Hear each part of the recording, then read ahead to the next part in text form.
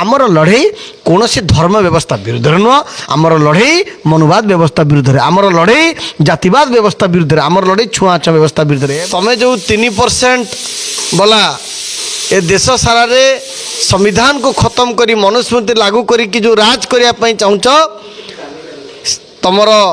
आशा केबे सफल हम ना ए देश रे रहिबा पई हेले बाबा साहेब आंबेडकर संविधान को मानिबा पई पड़िबो बाबा साहेब आंबेडकर लिखित संविधान को सम्मान करने पड़िबो एवं समानता मनोवृत्ति समानता मानसिकता रहिबार अछि साम दाम दंड भेद व्यवस्था आधार रे ए देश रे वंचित शोषित निष्पेषित वर्गों उपरे धर्म ना जाति ना दादागिरी कले अनिल मिश्रा भली जेल को जावाई तैयार हो जातु तुमको जय भीम जय संविधान जय मानववाद आपन देखि थिबे 5 दिन हो ता पूर्वर मध्य अनिल मिश्रा नामक जन व्यक्ति मध्य प्रदेश ग्वालियर हाईकोर्ट वकिल संघर पूर्वतन सभापति एवं तांको कंपनी रो व्यक्ति विशेष माने जेपरी ए देश रे संविधान विरोधी कार्यक्रम करुचंती संविधान प्रणेता परम पूज्य बाबा साहेब डॉक्टर भीमराव आंबेडकर को अपमानित करने कार्यक्रम करचंती एवं लगातार भावे किछि मास हेलानी करि आछंती अर्थात से व्यक्ति विशेष मानू से राज्यर सरकार प्रच्छद पटरे समर्थन रही एत बड़ दुस्साहस जो कार्यक्रम करते परिशेष ताहा विफल होईची एवं देश में जो माने समानता विरोधी जो माने गणतंत्र विरोधी जो माने महिला विरोधी जो माने ए देश में वंचित शोषित निष्पेषित वर्गंकर समानता चाहूना से वर्गंकर उदंड ग्वालियर रे देखा मिली एवं सीधा सड़क भावे मान्यवर उच्चतम न्यायालय जो शुणाणी प्राय घंटा घंटा धरी चलीला से स्पष्ट कर देइचंती जे बाबा साहेब आंबेडकर प्रति से टिप्पणी कले सीधा सड़क जेल पठे दिज्व ओडिशा रे जो माने प्रतिदिन बाबा साहेब आंबेडकर को नील अंडा भीमुआ कहीकि अपमानित करुचंती सेमान को मध्य आज चेतावनी दौचु अनिल मिश्रा भली ओडिशार जेल रो चारि कांथरे पुरिया तुमको मध्य बेसी समय लगे ना कौन भी व्यक्ति कौन भावे कौन निर्दिष्ट जाति को नहीं किंबा कौन धर्मीय भावना को आघात देवा उचित नुहे किंतु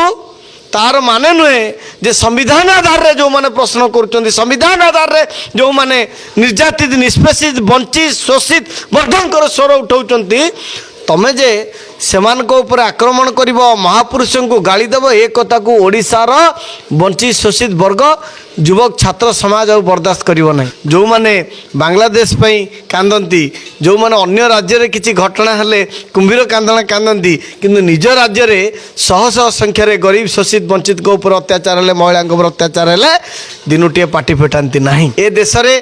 की प्रकार व्यवस्था चली ए देश रे संविधान को खत्म करने किभली भाव षड्यंत्र चली एवं ए देश रे जो माने मनुवाद समर्थक जो माने जातिवाद समर्थक अच्छी से माने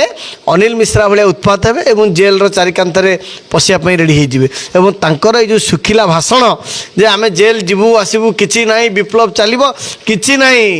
हुशियार रे रुह जदि ए देश रे ए माटी रे रहिबार अछि भाईचारा भितर रहिबार अछि ताले बाबा साहेब आंबेडकर संविधान आधार रे एटी समस्ते शांति श्रृंखला भाव रहिबार अछि उदंड उन्मोदना देखैब बाबा साहेब आंबेडकर लिखित संविधान तुमको साबाड़ करिवार समस्त आईनगत व्यवस्था अछि एवं से कथा मध्य गाँ गाँव रे केमती पहुँचब वंचित वर्गों पाखे से हक अधिकार केमती पहुँचब ये समाज बाबा साहेब से तीनोटी कथा शिखि संगठित संघर्ष कर ये तीनटा कथा मध्य गाँ गाँव में पहुँचब एवं जो किसी उदंड जातिवादी युवक माने उत्पाद होउचंती जे राति दिन संरक्षण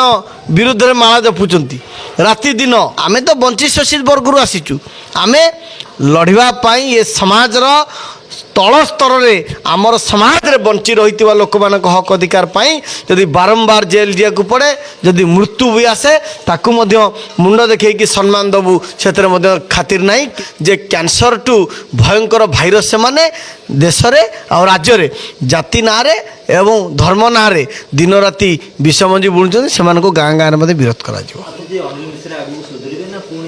ଶୁଣନ୍ତୁ ଆଜ୍ଞା, ସେ ଯେଉଁ ରାତାରାତି ଦେଶର ସମ୍ବିଧାନ ପ୍ରଣେତା ବିଶ୍ୱ ଜ୍ଞାନର ପ୍ରତୀକଙ୍କୁ ଯେଉଁ ଅପମାନିତ କରି ଯେଉଁ ଭାବୁଛନ୍ତି ଯେ ରାତାରାତି ଷ୍ଟାର ବନିଯିବେ, ରାତାରାତି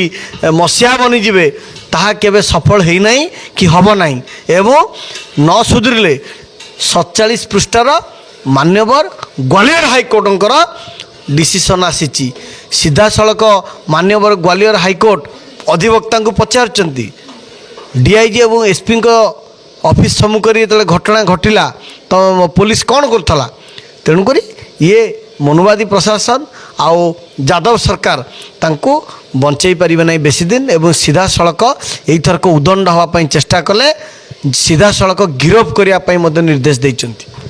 ମାନ୍ୟବର ହାଇକୋର୍ଟ। ଏଣୁ ଆମ ରାଜ୍ୟରେ ଯେଉଁମାନେ କୌଣସି ତଥ୍ୟ ଜାଣନ୍ତି ନାହିଁ, ସମ୍ବିଧାନର 100 ଅକ୍ଷର ଜାଣିନାହାନ୍ତି, ସମ୍ବିଧାନର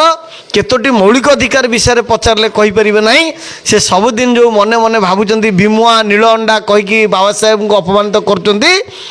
ସେ ଅପମାନିତ ବିରୁଦ୍ଧରେ ମଧ୍ୟ ଲଢ଼େଇ ହେବ। ଅନିଲ ମିଶ୍ରା ନ ସୁଧୁରିଲେ, ଅନିଲ ମିଶ୍ରା କିଏ କି? ଗୋଟେ ସାମାନ୍ୟ ଜଣେ ଆଇନକୁ ଜାଣିଥିବା ବ୍ୟକ୍ତିଟି ଯଦି ବାବା ସାହେବ ଆମ୍ବେଦକରଙ୍କୁ ଅପମାନିତ କରିପାରୁଛନ୍ତି, ସେମାନେ ଯାହାକୁ ସମ୍ବିଧାନ ପ୍ରଣେତା ବିଏନ୍ ରାଓଙ୍କୁ ମାନୁଛନ୍ତି, ସେଠିକି ଗଲେନି ନ୍ୟାୟ ପାଇଁ? ନାଇଁ, ନିଶ୍ଚିନ୍ତ ଭାବେ ଆଜ୍ଞା, ସେମାନେ ଯାହାର ରକ୍ଷା ପାଇଁ ଉଦଣ୍ଡ ହେଉଛନ୍ତି, ଦେଶରେ ଅଶାନ୍ତି ସୃଷ୍ଟି କରୁଛନ୍ତି, ରାଜ୍ୟରେ ଅଶାନ୍ତି ସୃଷ୍ଟି କରୁଛନ୍ତି, ସେଇଠିକି ଯାଆନ୍ତି ନା ନ୍ୟାୟ ପାଇଁ? ନା, ପରିଶେଷରେ ସେଇ ବାବା ସାହେବ ଆମ୍ବେଦକରଙ୍କ ଲିଖିତ ସମ୍ବିଧାନ ଆଗରେ ଏବଂ ଆଇନର ବ୍ୟବସ୍ଥା ଆଗରେ ଏବଂ ଗଣତନ୍ତ୍ର ବ୍ୟବସ୍ଥା ଆଗରେ ଏବଂ ବିଚାର ବିଭାଗ ବ୍ୟବସ୍ଥା ଆଗରେ ଲାଷ୍ଟକୁ ମୁଣ୍ଡ ନୁଆଇଛନ୍ତି ଏବଂ ତାଙ୍କୁ ବେଲ୍ ମିଳିଛି। ମାନ୍ୟବର ଉଚ୍ଚତମ ନ୍ୟାୟାଳୟ ହୃଦବୋଧ କରିଛନ୍ତି ନିଶ୍ଚିନ୍ତ ଭାବେ ଯେ ବାବା ସାହେବ ଆମ୍ବେଦକରଙ୍କ ଅପମାନକୁ କୌଣସି ହାଲତରେ ସହ୍ୟ କରାଯିବନି କି ବରଦାସ୍ତ କରାଯିବ ନାହିଁ ବୋଲି ତ ସିଧାସଳଖ ଏଥରକ ଗିରଫ କରିବା ପାଇଁ ନିର୍ଦ୍ଦେଶ ଦେଇଛନ୍ତି ଯଦି ପୁନରାବୃତ୍ତି ହୁଏ। ଏବଂ ଏଇଭଳି ଯେହେତୁ ତାଙ୍କର ବୟସ ଅଧିକ ହେଲାଣି, ତେଣୁକରି ବାଚଳାମି ଟିକେ ହେବ ଆଉ ତାକୁ ଆମ୍ବେଦକର ବାଦୀମାନେ ଥଣ୍ଡା କରିଦେବେ। ସମାଜ ଯେତେବେଳେ ଜାଗିଯିବ, ବାବା ସାହେବ ଆମ୍ବେଦକର ଯେଉଁ ଭୋଟର ଅଧିକାର ଦେଇଥିଲେ, ସେ ଭୋଟ ଅଧିକାରଟାକୁ ଏ ବଞ୍ଚିତ ଶୋଷିତ ବହୁଜନ SC ST OBC ମାଇନରିଟି ବର୍ଗ ଯଦି ଠିକ୍ ସେ ବୁଝିପାରିବ, ଏ ଯେଉଁ ଉଦଣ୍ଡ ହେଉଥିବା କିଛି ହାତ ଗଣତି କମ୍ପାନୀ ପାର୍ଟି ସେ ଆପେ ଆପେ ସାଇଜ୍ ହେଇଯିବେ। ভিডিও ভাল লাগিলে ভিডিওକୁ লাইক করন্তু, ভিডিওକୁ শেয়ার করন্তু, কমেন্ট বক্সরে নিজর মতামত দিয়ন্তু। নূয়া ভিডিও দেখিবা পাই আম চ্যানেলକୁ সবস্ক্রাইব করন্তু, বেল আইকন রে ক্লিক করন্তু। দেখা হেব আউ এক নূয়া শিক্ষণীয় ভিডিওরে। নমস্কার।